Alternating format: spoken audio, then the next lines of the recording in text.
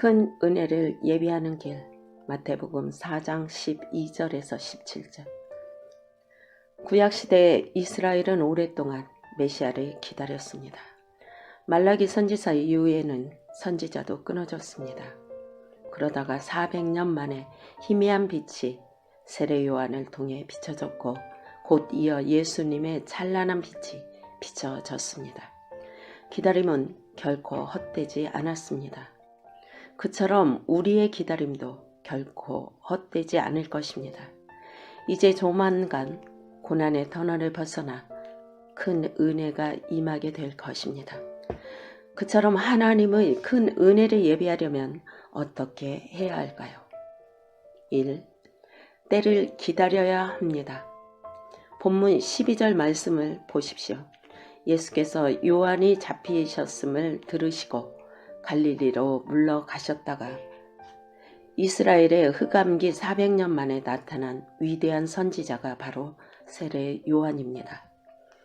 당시 세례 요한은 강력하게 회개의 말씀을 선포해서 사람들은 그를 메시아로 착각할 정도였습니다. 로마 당국도 바짝 긴장했습니다. 결국 헤롯 왕이 세례 요한을 왕실을 비판한 명목으로 체포했습니다. 하나님의 진영에 위기의 순간이 찾아온 것입니다. 그 소식을 들으시고 잠시 남쪽의 유대 지역에서 사역하시던 예수님은 데모하러 전면에 등장하지 않고 오히려 북쪽의 갈릴리로 물러가셨습니다. 언뜻 보면 용기 없는 비겁한 모습 같습니다. 왜 그렇게 하셨을까요? 아직 때가 되지 않았기 때문입니다. 사람들은 시도 때도 없이 무조건 전진을 외치는 삶이 용기인 줄 압니다. 그러나 지혜가 뒷받침되지 않는 용기와 때를 분별하고 기다릴 줄 모르는 용기는 만용입니다. 다윗은 3번 왕의 기름 부음을 받았습니다. 첫 번째, 사무엘로부터 왕의 기름 부음을 받았습니다. 두 번째, 사울이 죽은 후 블레셋에서 헤브론 지역으로 돌아와 자신에 속한 유대 지파 사람들로부터 왕의 기름 부음을 받았습니다. 세 번째, 사울의 아들인 이스보셋이 암살되자 이스라엘의 각 지파 장로들이 헤브론에 와서 다윗에게 왕의 기름을 부었습니다. 그때 비로소 전체 이스라엘의 왕이 될 수 있었습니다. 다윗은 처음에 사무엘로부터 왕의 기름 부음을 받았지만 결코 왕이 되려고 서두르지 않았습니다. 사울의 질투로 끊임없이 쫓겨다녔지만 그래도 기다렸습니다. 나중에는 사울을 죽일 수 있는 결정적 기회가 2번이나 있었지만 죽이지 않고 하나님의 때를 기다렸습니다. 그처럼 하나님의 때를 기다릴 줄 알아야 마침내 최적의 은혜의 때가 찾아옵니다. 성도는 때를 잘 부리는 사람이 되지 말고 때를 잘 기다리는 사람이 되어야 합니다. 2. 말씀대로 살아야 합니다. 예수님은 갈릴리로 물러가셨다가 거기서 고향인 나사렛을 떠나 스불론과 납달리 지경 해변에 있는 가버나움에 가서 사셨습니다. 왜 그랬을까요? 누가복음에는 고향 나사렛 사람들이 예수님을 배척했기 때문이라고 나옵니다. 그 외에 갈릴리 지역의 중심 도시인 가버나움이 사역상 중요했기 때문일 것입니다. 가버나움은 베드로와 안드레와 야고보, 요한의 고향이었고 세리마태도 그곳 출신으로 추정됩니다. 당시 유대인들은 예수님이 초기 사역지로 예루살렘 대신 갈릴리를 선택한 것을 어리석게 여겼을 것입니다. 그러나 그렇게 갈릴리로 가셨던 가장 큰 이유는 바로 선지자 이사야를 통해 하신 말씀을 이루려 하셨기 때문입니다. 예수님은 하나님의 아들로서 절대적 권세를 가졌지만 그래도 마음대로 살지 않고 말씀대로 사셨습니다. 말씀대로 산다는 것이 무엇일까요? 성경의 수많은 말씀들을 구절구절 다 지키며 살라는 말일까요? 그렇게 할 수 있는 사람은 단 한 명도 없습니다. 구약 성경을 보면 악인을 죽이라는 명령도 많이 나오는데 악인을 맘대로 죽여놓고 성경 말씀대로 했다고 하면 될까요? 안 됩니다. 그래서 말씀의 원리를 따라 준 것들을 세운 바른 신학을 아는 것도 중요하고 또한 바른 신학을 아는 사람 밑에서 배우는 것도 중요합니다. 신학을 멸시하는 사람은 자기 마음대로 성경을 해석하려고 하는 이단 성향이 매우 높은 사람입니다. 건전한 신학은 매우 중요합니다. 신앙과 신학은 영혼을 천국 목적지를 향해 잘 날아가게 하는 양 날개와 같습니다. 그처럼 바른 신학을 통해 말씀을 잘 분별해서 말씀대로 살려고 하는 삶은 은혜를 예비하는 핵심 요소입니다. 그처럼 말씀대로 살려고 하는 삶도 은혜를 가져다 주지만 말씀대로 살려고 하면서 점점 몸에 배는 순종적이고 충성스럽고 헌신적이고 꾸준한 성향도 은혜를 예비하는 핵심 요소입니다. 3. 큰 빛을 받아야 합니다. 본문 15절 말씀을 보십시오. 스불론 땅과 납달리 땅과 요단강 저편 해변길과 이방의 갈릴리여. 가나안 정복 전쟁 후 갈릴리 지방은 이사갈, 스불론, 아셀, 납달리 지파에 분배되었습니다.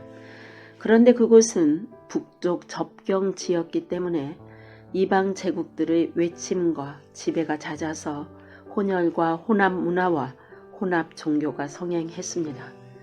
그래서 남쪽 유대인들로부터 이방의 갈릴리로 불리며 갈릴리에서는 결코 선지자가 나지 못한다고 여겼습니다. 그처럼 갈릴리 지역은 상처가 많고 멸시받고 소외된 어둠의 지역이었습니다. 그런데 하나님의 역사는 신기합니다. 하나님은 역전과 반전의 역사를 좋아하십니다. 그래서 사람들이 가장 외면하는 곳을 찾아 그곳에 큰 빛을 비춰주시고 그 빛을 따라 은혜를 내려주시는 방법을 대단히 선호하십니다. 그처럼 아무리 흑암이 짙은 환경과 지역이라도 하나님의 큰 빛이 비추면 바로 거기서부터 은혜의 역사가 시작됩니다. 본문 16절 말씀을 보십시오. 흑암에 앉은 백성이 큰 빛을 보았고 사망의 땅과 그늘에 앉은 자들에게 빛이 비추었도다 하였느니라. 이 구절에서 흑암에 앉은 백성이란 말은 멸시받고 소외된 갈릴리 사람들을 지칭하는데 그들에게 큰 빛이 비춰진 것입니다. 큰 빛이 무엇입니까? 바로 복음입니다. 그처럼 복음이 들어가면 흑암이 물러가고 생명의 역사가 나타납니다. 특히 어둠과 고통에 쌓인 심령들에게 그 빛은 더욱 강하게 비칩니다. 보잘것없는 제자들에게 복음의 빛이 비치자 그들이 얼마나 큰 인물이 되었습니까? 예수님의 제자들은 학력도 별로 없고 외모도 별로였습니다. 삶의 자세나 태도가 탁월했던 것도 아니었습니다. 예수님의 12 제자 중에도 핵심 이너서클 3명이 있었습니다. 바로 베드로와 야고보와 요한입니다. 예수님은 특별한 장소에서 그들 3명만 데리고 가실 때가 많았습니다. 그것을 제일 질투했던 사람이 바로 가롯 유다였습니다. 자기가 보기에는 하찮은 것들이 자기보다 더 예수님과 가까워지는 것 같으니까 자신은 예수님으로부터도 더 마음이 멀어졌습니다. 그런 질투심을 감추려고 예수님을 공격할 명분을 찾다가 찾지 못하니까 예수님이 특별한 장소에 3명의 제자만 자주 데리고 가시는 문제로 은근히 험담도 했을 것입니다. 예수님이 사람을 차별하시는 것 같다. 그 말에 제자들이 아무도 동조하지 않자 결국 예수님을 죽이려고 혈안이 된 대제사장을 찾아가 밀고 한 것입니다. 이너서클이 있는 것은 차별이 아니라 충성심과 책임감에 따른 자연스러운 현상입니다. 그러므로 좋은 이너서클을 보면 차별의식을 가지기보다 오히려 나도 더 사랑받는 태도와 자세로 이너서클이 되자는 도전으로 승화시켜야 합니다. 예수님이 베드로와 야고보와 요한을 특별히 자주 데리고 다닌 것은 그들이 가장 예수님과 마음과 비전을 함께했던 순종적인 제자들이었기 때문이지 다른 제자나 가롯 유다를 멸시했기 때문은 아니었습니다. 예수님은 가롯 유다에게는 그의 재능을 따라 돈궤를 맡겼습니다. 오늘날로 말하면 예수님의 공동체의 재정집사 역할을 맡긴 것입니다. 재정집사의 위치를 생각할 때 가롯 유다가 소외감을 가질 일은 전혀 없었습니다. 결국 능력이 아닌 자세 때문에 베드로와 야고보와 요한은 예수님의 이너서클이 될 수 있었던 것입니다. 그런 예수님의 이너서클들조차 약점이 많았습니다. 베드로가 얼마나 성급합니까? 야고보와 요한도 원래는 대단한 성격 파들이었습니다. 또한 그들은 중요할 때 졸기도 잘했습니다. 변화산에서도 졸았고 겟세마네 동산에서의 중요한 기도 시간에도 졸았습니다. 베드로는 자기 이름처럼 베드로 가는 것을 좋아하는 잠도 많고 잘 졸았던 제자였습니다. 그런 부족한 제자들이 예수님 안에서 얼마나 멋진 대역사의 주인공이 되었습니까? 어떻게 그런 극적인 존재의 변화가 있게 되었습니까?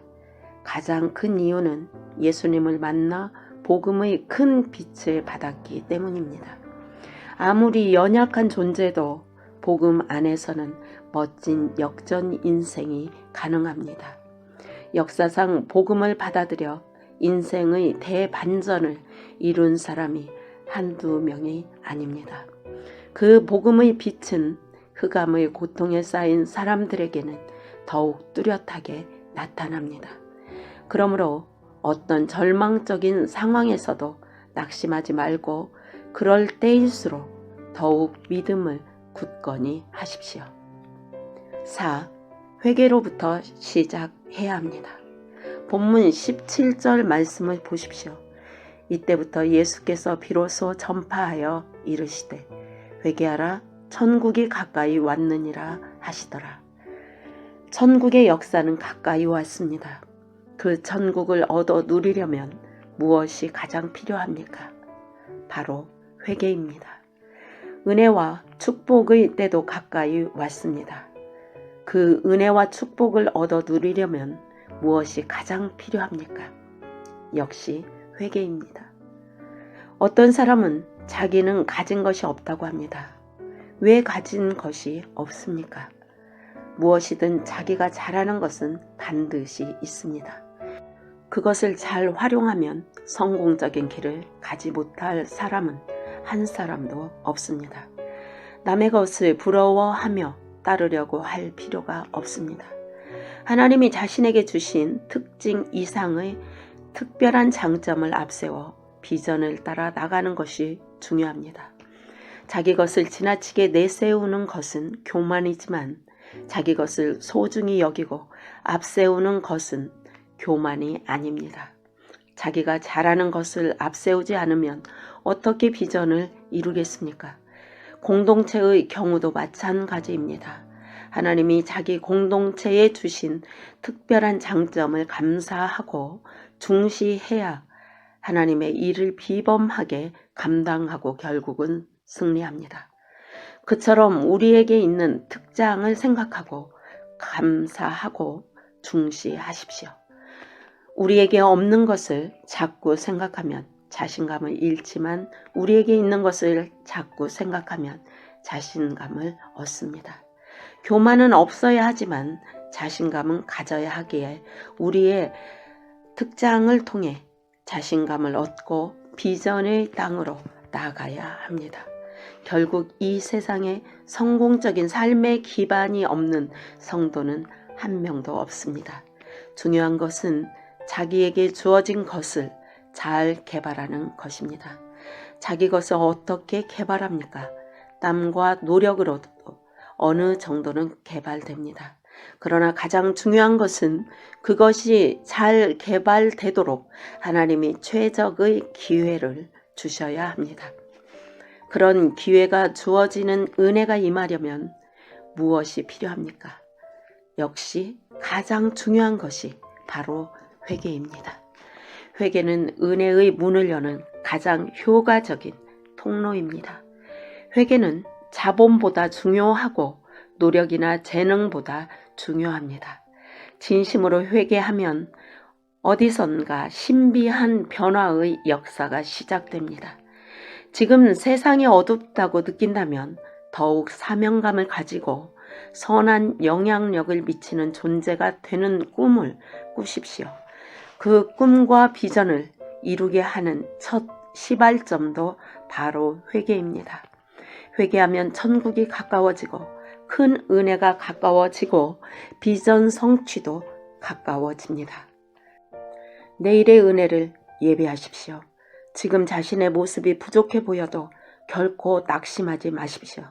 우리를 구원하신 하나님이 구원의 은혜도 주셨는데 다른 은혜를 주시지 않겠습니까? 예수님은 우리를 위해 대신 십자가에 돌아가심으로 우리는 예수님처럼 소중한 인생이 되었습니다.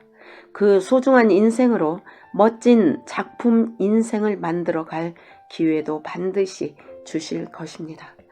참된 믿음은 결코 배반이 없습니다. 기도와 땀도 결코 배반이 없습니다. 그러므로 믿음을 가지고 하나님으로부터 창조성과 지혜를 구하십시오. 영안을 신기한 환상을 보는 것으로만 알면 그 인생은 무력하고 무책임한 인생이 됩니다. 영안이 열린 사람이란 하나님의 뜻을 자신의 뜻으로 삼고 많은 영혼을 구원하고 많은 영혼의 눈물을 닦아주겠다는 찬란한 비전을 가지고 나아가는 사람입니다. 그처럼 영안은 찬란하고 좋은 비전을 선도해야 합니다. 여러분들도 자신이 잘하는 분야를 찾고 앞세워서 하나님의 지혜와 창조성을 구하며 열심히 그 은혜의 때를 준비하십시오. 그러면 조만간 반드시 좋은 일을 보게 될 것입니다. 그날의 음지의 헌신자로서 자신이 이룬 성공을 나누고 하나님이 기뻐하시는 일에 활용한다면 얼마나 그 인생이 복된 인생이 되겠습니까? 그럼 복된 인생을 꿈꾸며 이번 한 주간도 열심히 살아서 내일의 큰 은혜를 예배하는 복된 심령들이 되십시오. 아멘.